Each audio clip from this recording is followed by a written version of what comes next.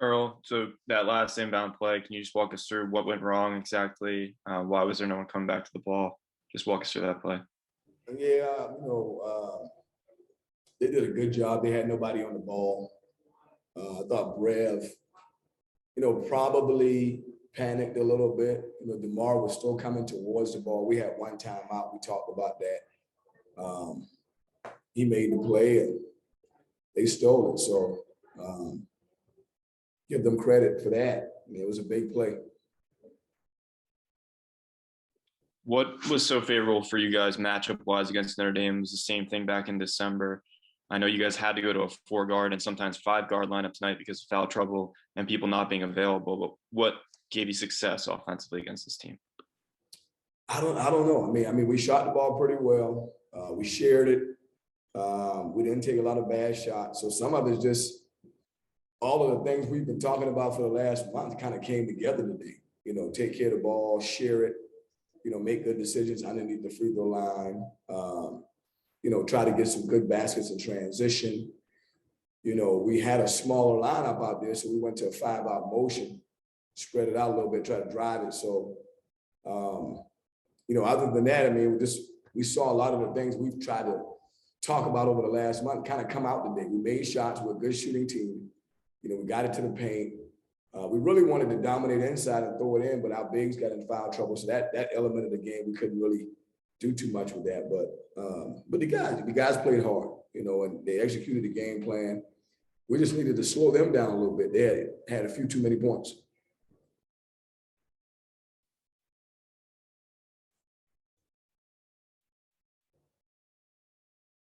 Dan, go ahead. Sorry, my microphone wasn't working. I apologize. Coach, when you have that happen with the where you have the bigs in foul trouble and you have to go to such a unique lineup, when you adjust like that, kind of what's the message to the guys when you can't maybe post up and go one-on-one in the paint, you have to switch out to those 5 guys, because that's probably not something I would imagine that they're not accustomed to doing. Yeah, spread them out, move the ball, and drive it. Spread them out. You still can get to the paint. You can't throw it in the post, but you can drive it. So spread them out, move the ball, be patient, mix the defense up, put them in the kind of get them moving from side to side, get it reversed, and then look to drive the ball as the lanes open up. So I thought we did a good job of doing that. But we had a few possessions where we just settled. I know Gianni, that was the first time he ever played that many minutes. He kind of settled for a couple of shots where we had more time on the shot clock. We could have grinded it a little bit more and maybe get back to the paint, get to the free throw line. We were in the bonus, but that's just, growth for a young guy. So, we wanted to spread them and drive them, still wanted to get it into the paint, even though we couldn't throw it inside as much. And I thought we did that, so did the best we can with what we had. And then just down the stretch of regulation, Makai's play at the end there with that layup. Degree of difficulty wise when he takes off like that, is that something that he's just instinctually doing? And then how hard is it for him just to be able to run the floor like that and then put one up and in? Well, I mean, he's been in that situation a couple of times already this year. I thought about calling a timeout, but it was 12 seconds left. When you call a timeout, it's 8 seconds. They set up some different defense. So he had thrust. He's an older guy. He's somebody we trust. He had some momentum going down the court, so we let him go. And he made that basket. So give him credit. That was a tough kind of contortionist finish, but he found a way to make it go in. Kind of a two-parter. One, how serious is TJ's injury? I think you said it was a calf, the Duke game. And then secondly, this smaller lineup, I know against Duke, you said it wasn't favorable defensively because of the big front court they had. But against teams like Notre Dame, do you feel like this is a long-term solution or go-to option offensively for you guys?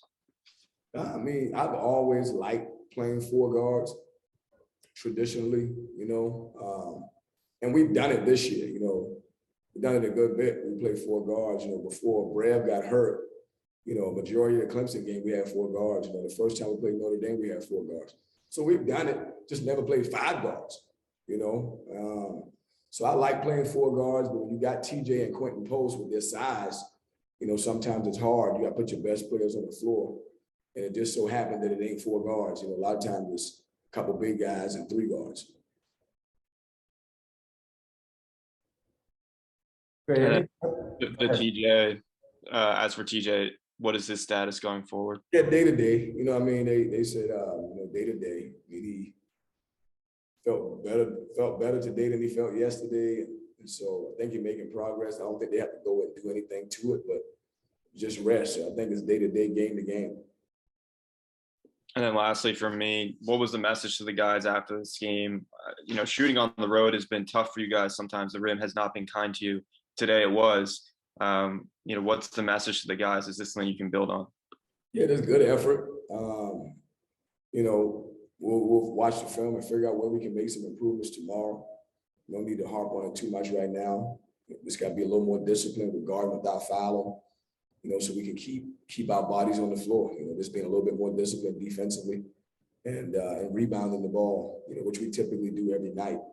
So that was it. You know, it wasn't very long. It's a quick, short message because I know we'll have a chance to watch film tomorrow. Okay, Yeah, Dan, anything else? Yeah, just one last one for me, just because I remember on Monday with the ACC call, you said there wasn't a whole lot maybe you'd look at from the Notre Dame game. Teams that developed and been so different. You're heading out to Syracuse and you just saw them 10 days ago.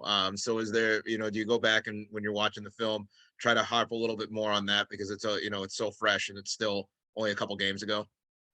Yeah. You know, we did a lot of good things against Syracuse, and you know, so we got to do it again. Try to do it again.